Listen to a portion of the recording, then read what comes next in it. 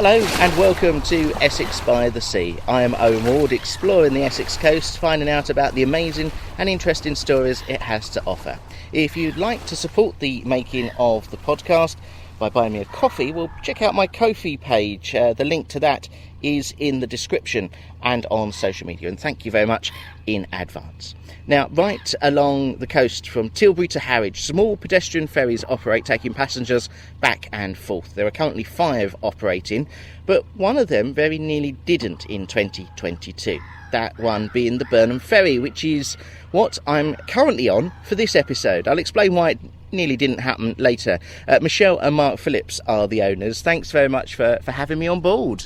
Hi, welcome aboard. Now, you run the ferry that runs between Burnham-on-Crouch and where? Where does it go?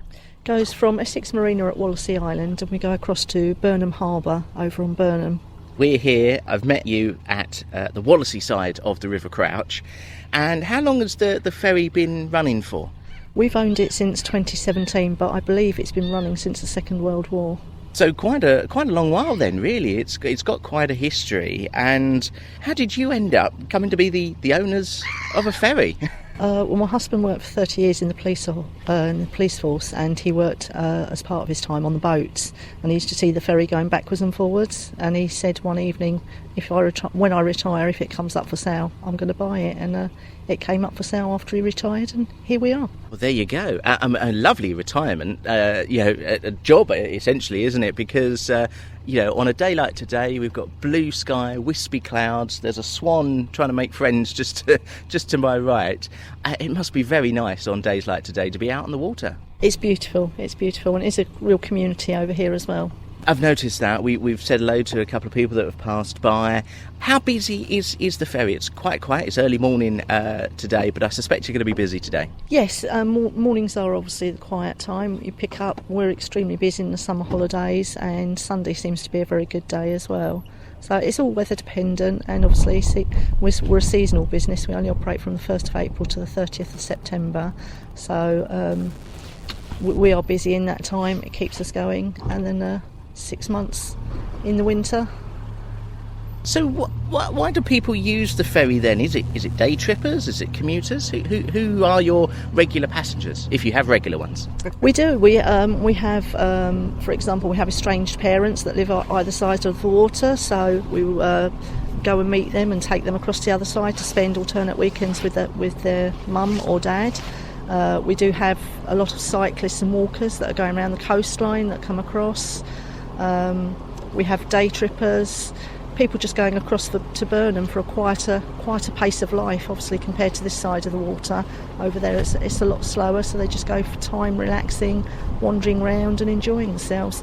And it's better than a 50-minute drive round, which is what you'd have to go if you went by land, to go 10 minutes on the boat. Wallasea Island is quite remote. Burnham-on-Crouch is quite a long way out on the Dengie Peninsula, and because of the River Crouch, the next nearest place to cross it is a Battlesbridge, isn't it? The old A130. So that's quite a drive if you are wanting to cross this end of the river. It is, but I don't believe you can cross at Battlesbridge. So the next one will be the A130 then. I mean, that's quite a way. So it's ideal then, as you rightly say, for people to cross the river then. Do you get people going from Wallasea Island to Burnham, or Burnham to Wallasea Island? Is there sort of a general pattern of traffic? It's both sides, but I would say the majority is from Wallasea to Burnham. So we're taking a lot of people across to Burnham, increasing the local tourism and trade over there, because there's a lot more over on the Burnham side. The majority of people that come over to Wallasea are for people walking around the island or visiting the RSPB sanctuary, or using it as a cut through to get to Southend. I mean, you've got signs from pretty much Rochford directing people here, because it is quite a drive from any kind of housing or building. I'm surprised you said that the traffic is that way. I would have thought perhaps it was people from Burnham wanting to leave the town and enjoy the wildness of Wallasea Island. As I say, we do get people going both ways, but our main participants are going across to Burnham for the quaint of the restaurants, the walk along the seawall.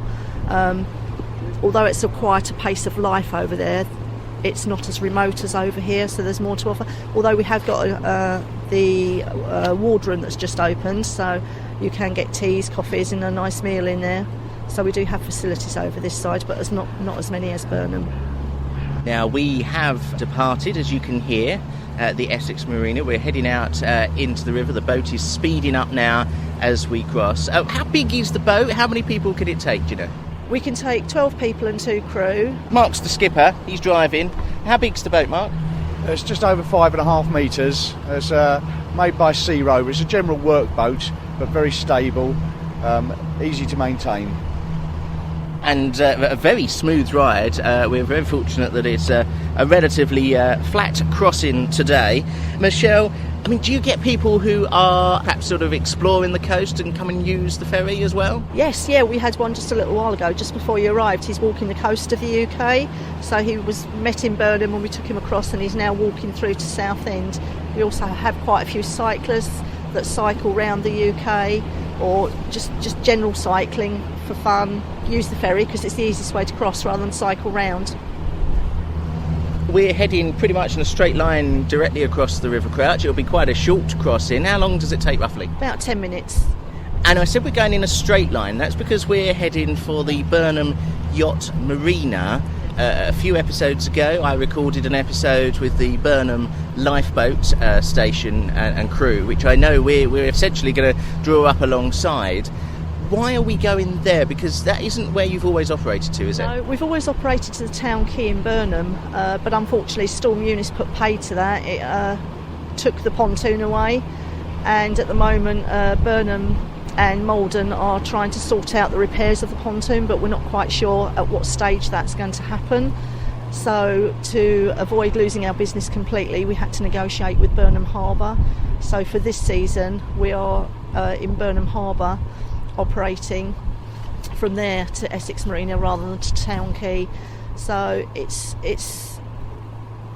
fine, but it's a bit of a longer walk for the guests to get into the town, whereas we used to drop them directly straight at the Town Quay and they would just walk up the ramp and be there. I was going to say the public pontoon in Burnham is ideally situated because, as you rightly say, you are right on the quayside, you're right in the middle of town. This is just a little bit outside, but not too far, so not causing too much of an impact on your business? No, it's not causing too much of an impact on the business. As I say, it's a longer walk for the guest, but if it's a nice day like today, it's a pleasant walk along the seawall.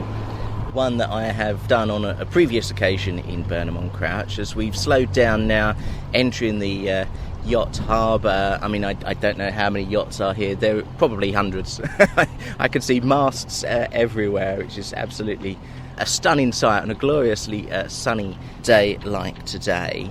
Obviously, the ferry is here. It is a short trip. We've already crossed the Crouch, and we're sort of meandering through the yacht, so we've got to slow down. It didn't take very long, Michelle, at all. You said it's about a 10-minute journey. Does the ferry run on a timetable? I mean, or you know, if people are wanting to use the ferry, do they need to turn up at a specific time? No, we're an on-demand service, so we work 6 days a week, closed on a Monday, unless it's a bank holiday, and we operate between 9 and 5.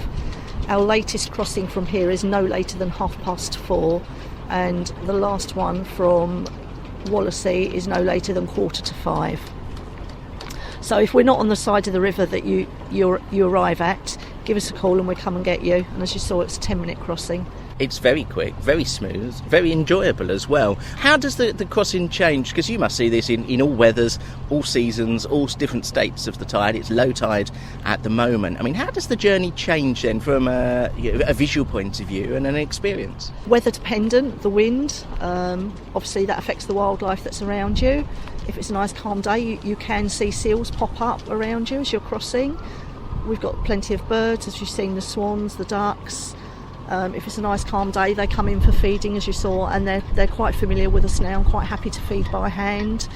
And it must be very enjoyable on a day like today. Perhaps not when it's blowing a gale and really windy. I mean, is there times when you're not able to operate because it's too windy? Yes, there are times that we've had to close because it's obviously about public safety, and because the pontoons are floating pontoons, if you've got heavy winds and rain, then they're going to be moving. It makes it very unstable, even with all the safety precautions we've got in place for passengers to disembark. So we do have to close on occasions. Well, as you can hear, we are arriving. The engines have almost stopped entirely as we're turning round to the right to come alongside the pontoon here at the Burnham Yacht Harbour. As I say, a couple of episodes ago was at the Burnham lifeboat station, which is now just to our left. Do check that out to find out about what the guys and girls do there. And we have arrived as the ropes put around the pontoon. Is that got a specific name, Mark? It's called a cleat. Mark is doing a very good job at tying us up on the cleat. Learn something every day, which is fantastic. And here we are. We've arrived in Burnham. It was a very pleasant journey. It's not only the Burnham Ferry, though, that you are involved with. What else do you do, Michelle? We're both volunteers for the One Love project in Southend. So on a Thursday daytime, I spend my day down there operating with a team of other guests the food bank for vulnerable people. So from 11:30 till 12:30, if you're an adult without children, or if you've got children at school or at home, you can come and get free food. And if you come between 1 and 2 with your children, then you can get free food. We have a mini supermarket, so you can buy your tins and essentials for sort of 10 pence. And then Mondays and Thursday nights we both work at the soup kitchen, which is for the vulnerable and the homeless, so they can come and have a hot meal, they can have a shower, they can get clothes, just have a nice environment. We have lots of other services, so we have mental health nurses, we have hairdressers, so there's lots of help out there and lots of support. And at the moment we're getting in excess of 100 guests each night, so it shows you how desperately needed it is at the moment. At the time of recording, there is a slight cost of living crisis that the country is going through. Is it pushing pressure on your services there then? It is very much so. I mean, at the moment we're crying out for sleeping bags for the homeless, tins to help boost our food bank stocks for guests that need it on a Thursday, teas, coffees, because as I say, we're doing 100 people a night and you're giving them 2 or 3 coffees and just making sure that they're well hydrated, especially in the summer season, giving them plenty of bottles of water, hard-boiled eggs so they've got protein during the night if they need a protein fix. So yeah, it's desperate measures for everybody right now. Well done for doing that. I mean, that is very charitable of both of you for doing that in Southend, and also for operating the Burnham Ferry, which is quite clearly a crucial link for people between Rochford and Burnham. Michelle, if people want to find out more about the Burnham Ferry and prices for a fare, where can people find that? Facebook. We have a Facebook page. We also have a website, so it's the burnhamferry.co.uk, so you can go to there and find out all the information. We do regular updates on Facebook. We've also got the phone number, which is 07704 060482, or you can email us at burnhamferry@hotmail.co.uk. Well, Michelle and Mark, thank you ever so much for inviting me down to experience the Burnham Ferry. You might just be able to hear the breeze in the rigging of the yachts now just behind me.